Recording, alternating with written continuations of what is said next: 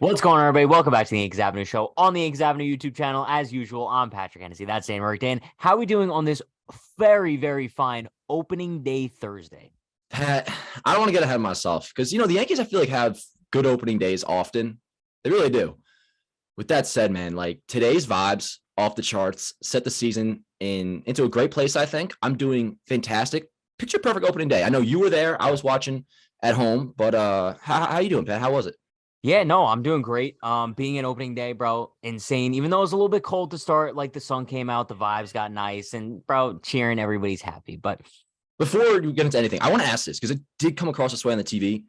I don't have a problem with the pitch clock, but I will say before I knew it, today's game was over. In stadium, what was the vibe? Did you get food or anything? Or like how did no, that work? well, I didn't get food because I felt like I didn't performance, so I didn't get food. But I will say I kind of enjoyed the pitch clock. I think we should get a little bit like further into it. Okay, we can go more into it. We'll go more into it. But before we get into our little opening day recap here, big shout out to Foco, our sponsor for this season. They have the best Yankees merchandise out there. Not only the best Yankees merchandise, but every single sport out there. Bro, look at this wooden pallet thing. Beautiful. No, it's sick. It's sick. Code Yankees Avenue and check out. 15% off. Let's go.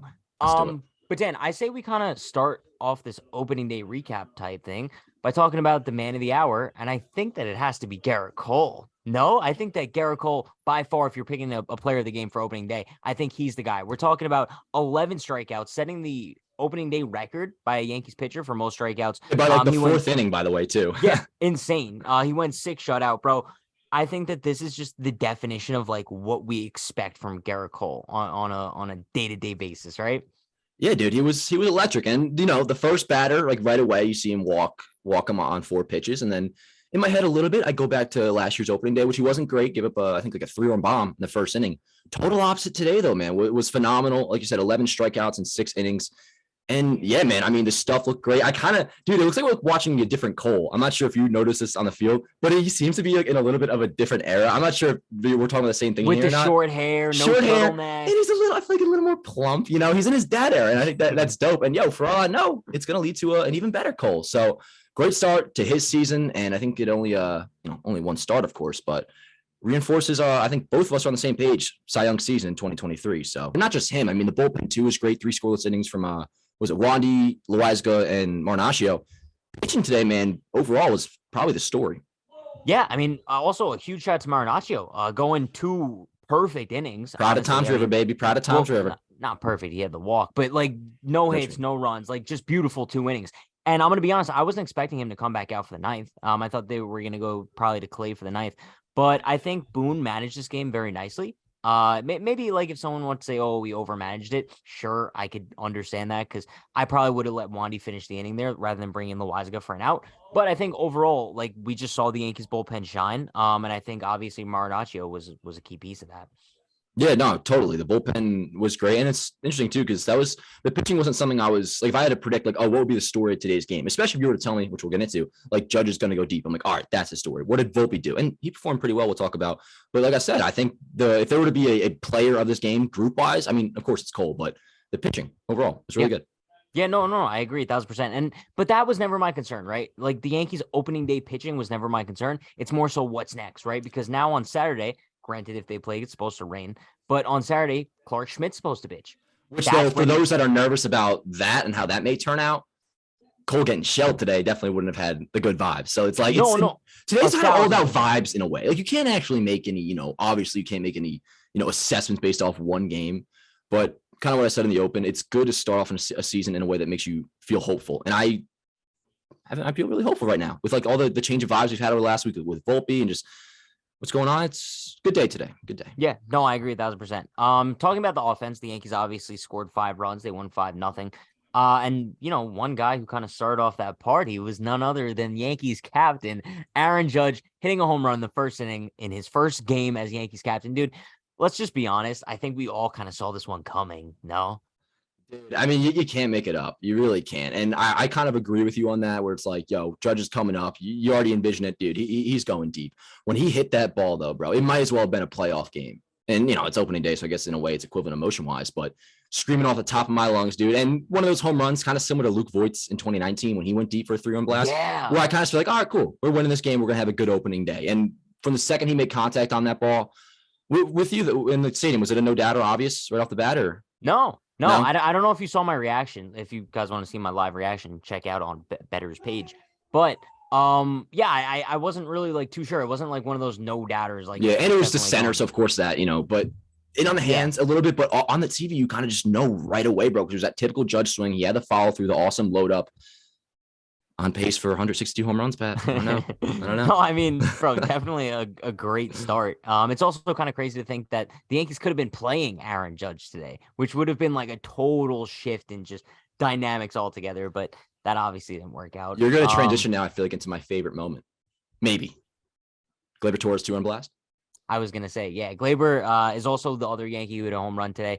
And not going to lie, this one was kind of surprising. Just because, bro, like Gleyber's just that guy where it's like, you never know what you're going to get. Like, bro, he's either going to hit a bomb or he's going to strike out and look like a doof. Gleyber performed nicely. Dude, like, look, I'm going to call a spade here. Great opposite field power. Gleyber Torres, if he's having an insane season this year, I'm so here for it. Am I doubtful? Always. But I want him to prove me wrong. And I'm still on that ship. It was absolutely awesome. Not just the homer. I mean, I've been talking up Gleyber a lot over the past couple of months. So to see that right away was dope. But the energy he had, I'm not sure if you saw it around on the bases, if you watch the highlights, but rounds first base, and he's like screaming off the top of his lungs. And then he gets to home plate, and he's like motioning towards the crowd. I'm not sure if it's like a signal, because I saw Rizzo do it too, where they were like, I'm condensed here, so I'm in the box. But he was like lifting his hands up, and he was like almost like crab hands, it looks like. So I'm not sure if that's like a little signal they have going, like a thing, maybe the new fours that they used to do a couple years ago. But it looked like he was hyping up the crowd and kind of had WBC energy to it. Like if you rewatch the clip, dude, it was hype. It really was. And that was. Yeah, no, it was cool. But Oppo Field 2-run blast, dude.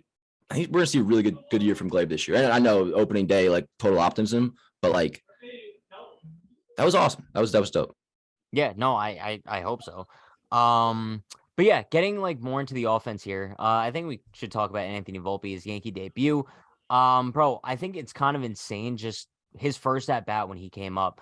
The fact that like he gets a standing ovation, everyone's like Volpe, like bro, it's kind of chills just in the sense of like, yo, this guy might actually be like the next Yankee great. And whether or not that actually comes to fruition, like time will tell.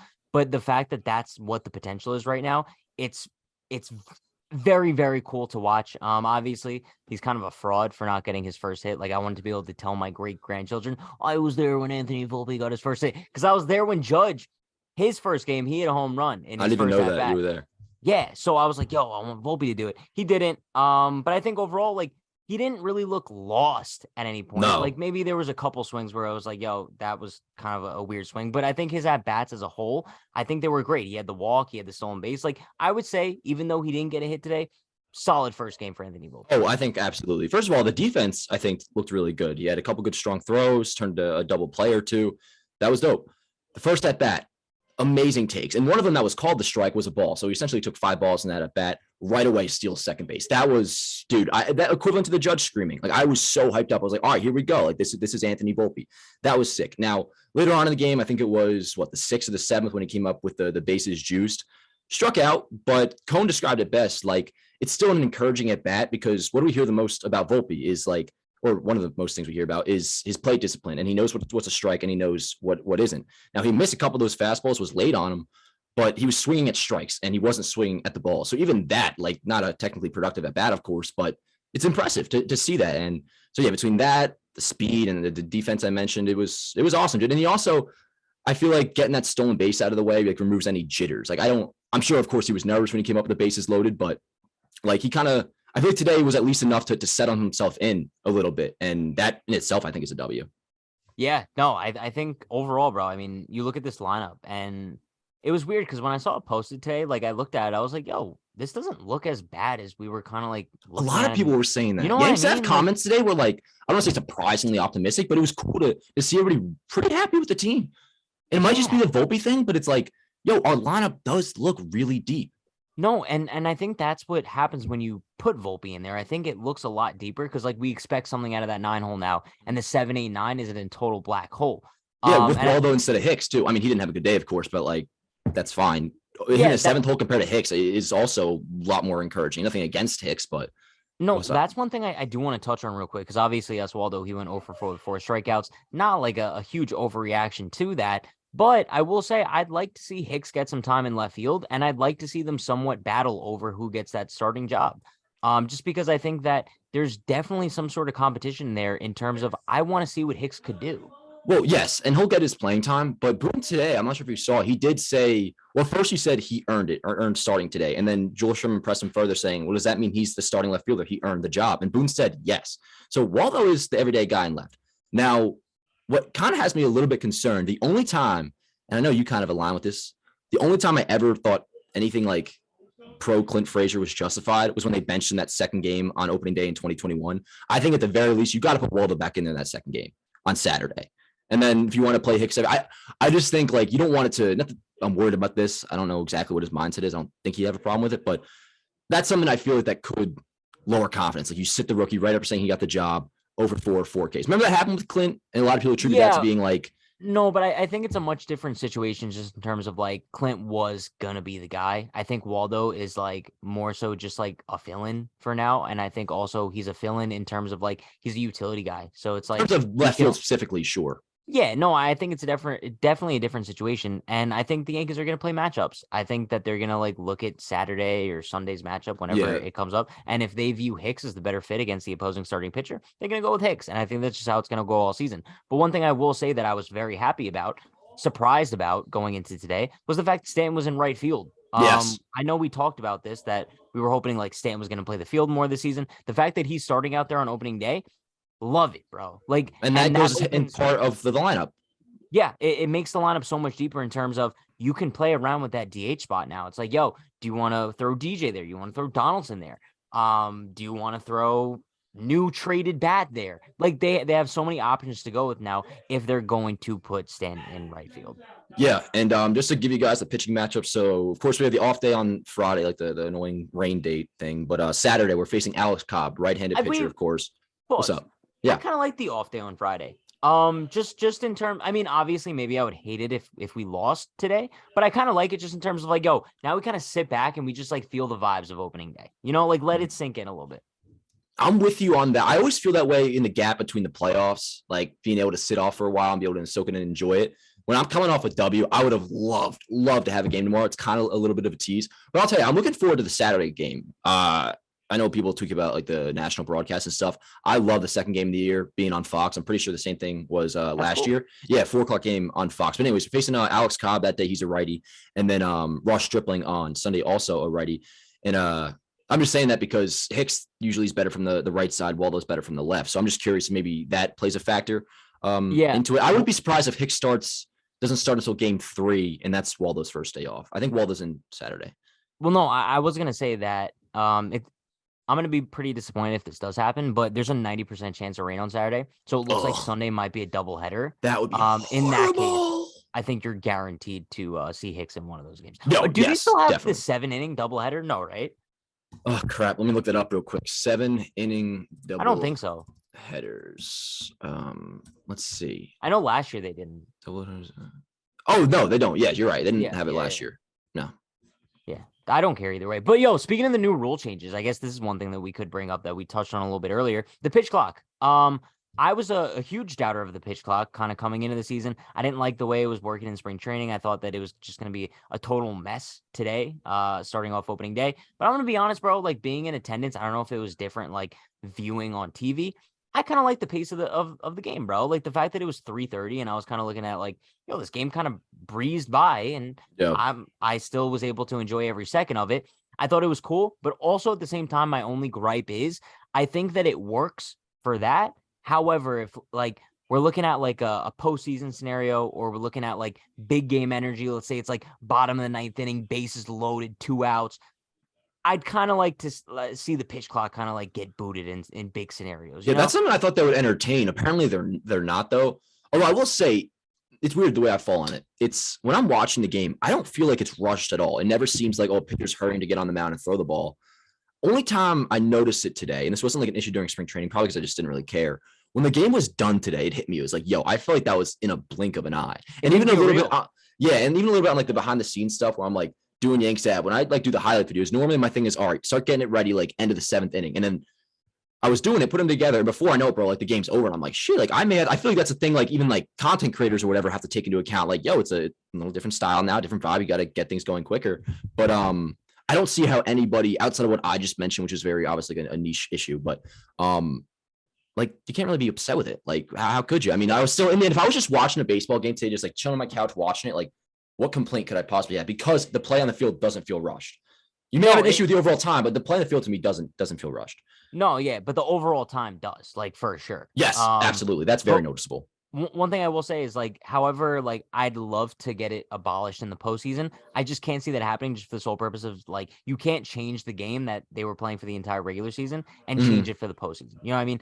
But I do think that it'll definitely kill like those big moments where it's like it's building the anticipation for every pitch. I'm gonna miss that for. I mean, look at Trout and Ohtani. So that was they looked at the numbers. I think it was like 23 seconds between pitches, which of course would be like a violation. I think maybe even if you add a few seconds to it, I mean, listen, it's not going to be. This is something that like we probably won't even talk about all this much on the show. I mean, like a week or two from now, nobody will probably. It'll just and the same thing happened in the minors last year, where big deal at first, and then you get used to it, and it's whatever. I do think it could come back up in the postseason, though, for sure. Like the conversation of whether or not they should keep it, especially if it like a game is dependent on whether or not like someone. Yeah. All right, Dan. Before we move on to the next topic here, just want to give a huge shout out to Foco. They have the best merchandise in the world, best memorabilia in the world. Look at the hat. Look at the board shorts, bro. Use code Yankees Avenue at checkout. You save 15% off your order. They have the greatest bobbleheads in the world, bro. They're just firing on all cylinders. Huge shout out to Foco. Foco, man. I feel like I only grabbed this bobblehead, which is dope, but they got so much stuff. I mean, look at these big heads they got. You got the dope ass hat. You got my Outer Banks board shorts. And we show this stuff a lot because these are like our favorite items and whatnot, but they have so much more than this for real, guys. Anything you want, whether it's apparel, dope ass wall art to put on the wall. I like thought that out and then said it still. I don't know why, but wall art, apparel, really anything you can find that has a Yankee logo on it and other stuff too. All sports they got, MLB, NFL, all that stuff. So code Yankees Avenue at Foco. Link will be down in the description below. Code Yankees Avenue for 15% off. All right, Dan, anything else you want to take away from opening day? I think that's it. But just like I said in the beginning, man, really good vibes. And we're back, dude. We're back. Like, this is what we live for, man. And it's nice to finally have the offseason aside. Life has structure again. It really does, thanks to baseball season. So I'm pumped to be back, dude. What about you? Any other thoughts or socials? No, I'm just ecstatic. Follow me on socials, TikTok and Twitter at UnhingedPatrick, Instagram at True Hennessy. Also, be sure to check out Better on YouTube. I'm live streaming on there every Monday, Wednesday, and Friday at noon. All right, guys. Thanks for watching. We will be back we're doing Mondays and Fridays now. We said that? Yeah, Mondays and Fridays. And then maybe, bonus episode or two, doing some like game reactions, kind of like this. But Dan Onwork on Twitter. Yanks Ave Show on Twitter too. That's good. Can I show you this keychain I bought at the stadium today? Absolutely. I love to see it. It's really dope. Let me see. I actually really have to show. Wait, look at this keychain. It's the Yankee logo in the state of New York. Oh man, dude, that's so embarrassing. I shouldn't even say this. I thought that was Texas. To be fair, I'm from Jersey. Does that mean you're dumb? I'm the NJ NYC kid in my Instagram bio. Where they put like from Jersey. Yeah, that's rough. That's rough. I thought about it one time. Let's get out of here. Dan Onwork on Twitter. Yanks Ave Show on Twitter too. Start following that, I feel like we don't advertise that enough. Subscribe here on YouTube. All that. Opening day dub. See you guys next time. Let's go Yankees. Her body's going like September. She burns through the night like an ember. And all those things we tried forgetting, I remember.